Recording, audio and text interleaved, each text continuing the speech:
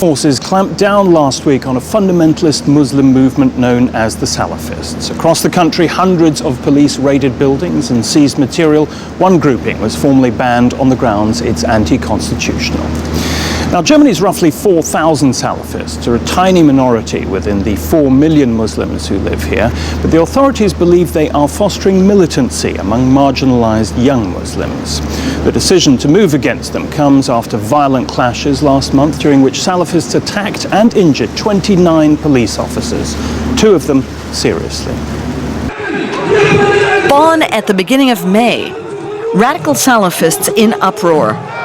They've been provoked by Germany's far-right pro-NRW party, which is displaying caricatures of Muhammad.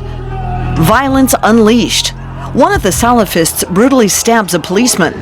Is this an isolated incident or part of their radical ideology?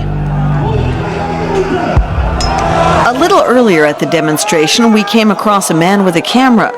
His name is Reda Seyam, and he knows the Salafist scene better than almost anyone else.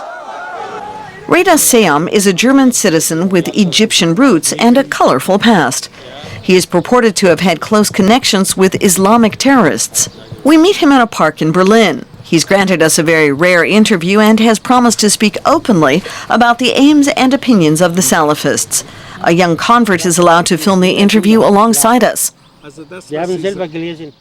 Allah has said that the Quran is perfect, consummate. That's it, the end. We're called on to wage a battle against those who fight Islam. That's what we'll do until our dying day. Reda Seyam fights for the supremacy of Islam. As a cameraman, he promotes propaganda for his religion, but that's not all. Claudia Danjka is an expert on Islam at the well-known Center of Democratic Culture in Berlin, which provides information about extremism. According to her, young Salafists consider Reda Seyam a role model. He's managed to establish his own community in Berlin, where he works with young people and molds them to his own purposes. And of course he appears all around the country whenever there's a need for propaganda in support of radical Salafism. Salafists interpret the text of the Quran literally and distribute thousands at information stands in the hope of spreading their message. Reda Seyam supports the campaign with his news website Al-Risala, which means the message. His impression is that the Quran in the hands of the Salafists is harmless. Is distributing the Quran in German a danger to German society? No way, definitely not. But what do radical Salafists think about people who openly reject the Quran? We must pass on this message. And if someone tries to prevent that, it means they're standing in Allah's way. If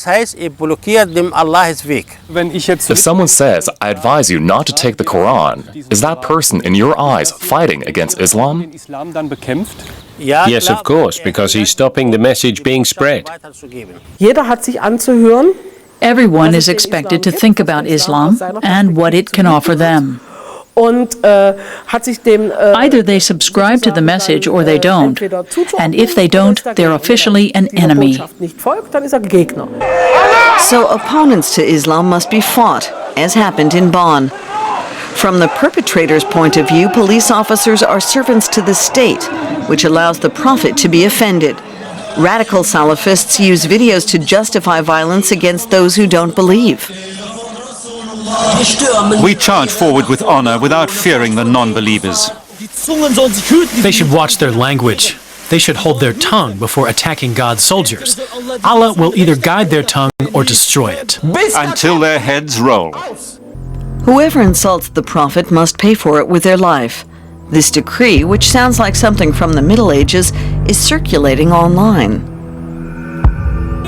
German holy warriors abroad, like Yasin Chauka, also lean towards this belief. In an internet message, he targets media outlets that show caricatures of Muhammad. His demands of his brothers: lie in wait for your co-workers, kill them, and teach them a lesson they'll never forget.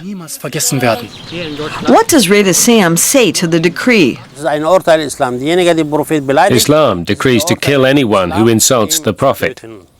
We can't do anything about it if Allah and His Messenger have prescribed it.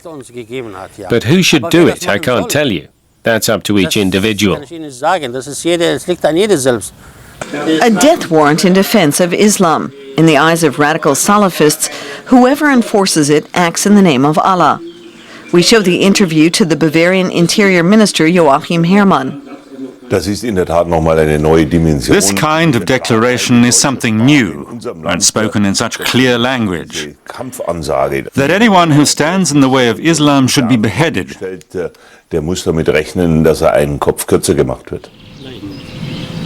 And that obviously includes journalists. It depends how you cut and edit this video. We can see and hear whether it's anti-Islam. That's how we can tell who's fighting it and who isn't.